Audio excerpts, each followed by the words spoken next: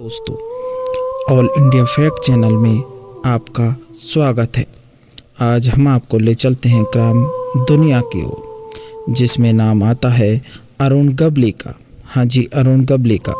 गली का वो गुंडा अरुण गवली, जिससे कभी दाऊद भी थर्राता था, आज खुद मांग रहा है रहम की भीख। अरुण गवली आज 70 साल से ज़्यादा की उम्र में कोर्ट की देहरी पर पड़ा बीमारियों का हवाला देकर अपनी सज़ा माफ़ी की खातिर रहम की भीख मांगता हुआ गिड़गिड़ा रहा है। दोस्तों, मुंबई, देश और दुनिया के लोग दाऊद इब्राहिम को सबसे बड़ा गुंडा समझने की गलती कई दशक से करते आ रहे हैं। सच यह है कि इसी मुंबई की गलियों में एक वो भी गुंडा ही था दोस्तों, जो पैदा हुआ था, जिसके नाम से कभी अंडरवर्ल्ड डॉन दाऊद इब्राहिम भी रूह थर्राती थी, जिसका नाम अरुण गवली था। वही अरुण गवली जिसने दाऊद खानदान को खुली चुनौती देकर उसकी बहन के पति को कत्ल करवाकर उसकी मांग का सिंदूर भरी जवानी में ही उछवा डाला। दोस्तों, उसके बाद भी दाऊद इब्राहिम इस अरुण गवली का बाल बांका छोड़िए उसकी ओर आंख उड़ाकर देखने तक की जरूरत नहीं कर सकता था।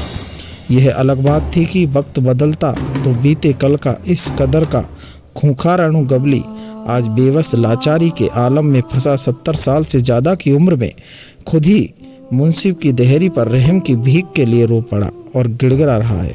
दरअसल अरुण गवली की कहानी इस वक्त लिखने की वजह है क्योंकि हाल ही में उसने बम्बई हाई कोर्ट की नागपुर बेंच के सामने याचिका दाखिल की है। इस याचिका में उसने अपने बुढ़ापे में जीवन के बदतर होते हालातों का हवाला परोसा है।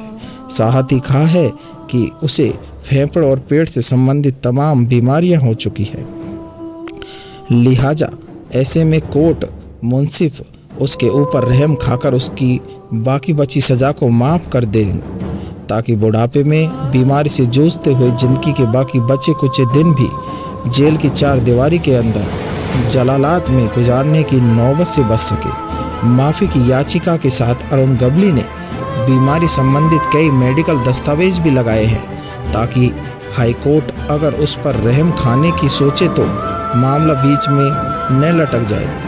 न्यायमूर्ति विनय जोशी और न्यायमूर्ति वाल्मीकि मैनेजेस की 2 सदस्यीय खंडपीठ ने अरुण गवली की इसी याचिका पर राज्य सरकार को नोटिस जारी किया है, क्योंकि इतने बड़े मामले की याचिका के निपटाने में हाईकोर्ट को कानून भी राज्य सरकार से जानकारी लेना जरूरी है।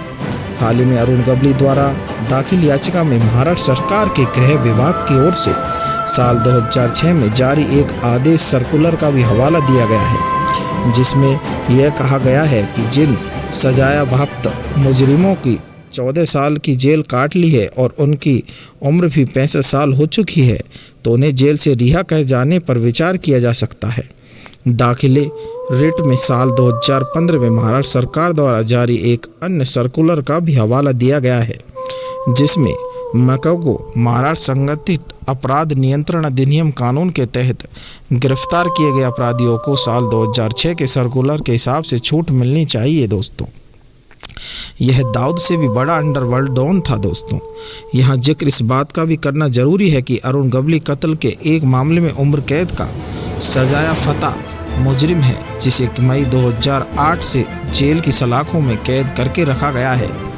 हम उसी के बारे में आपको अपने चैनल के माध्यम से जानकारी दे रहे हैं। दोस्तों, खूंखार किस्म के सजायाफ्ता मुजरिम ने अतीत में वो कौन से खूनी खेल खेल डाले, जिसमें उसका प्रत्यक्ष अप्रत्यक्ष नाम जाने भरने से आज के भारत और अमेरिका के most wanted underworld don Dawood Ibrahim तक की रूह फना हो जाती है। मुंबई व धमाकों की दहशत से घबराए तमाम अपराधी जब मुंबई छोड़कर साफ हो गए, तब यही अरुण गवली मुंबई की गलियों में डटा रहा और दूसरा नाम था अमर नाइक। दाऊद तब तक खुद ही भारत से भाग चुका था, लिहाजा मुंबई में चौधराहट का सिक्का जमाने को लेकर अरुण गवली और अमर नाइक आमने सामने आ गए।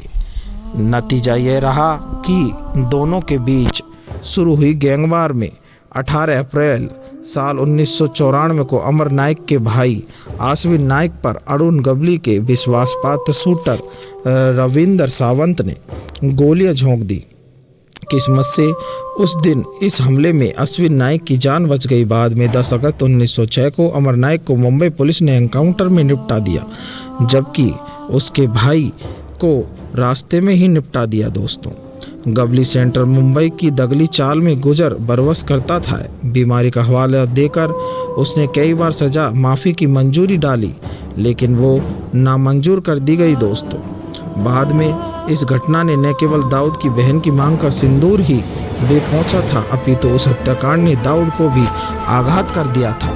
अगर वो गुंडाई करना चाहता तो उसे अरुण गबली के शहर का रास्ता बदलना होता, और अंत में हुआ वही जो अरुण गबली और दाऊद इब्राहिम दोनों के ही फायदे का सौदा था।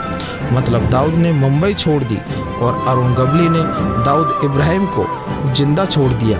यह जानकारी आप ऑल इंडिया फैक्ट चैनल के माध्यम से देख रहे हैं। दोस्तों, अगर हमारी वीडियो पसंद आ रही है, स्टोरी पसंद आ रही है, तो लाइक, शेयर तथा सब्सक्राइब का बटन दबाना ना भूलें, जिससे कि नोटिफिकेशन आपको प्राप्त हो सके। आज के लिए धन्यवाद दोस्तों।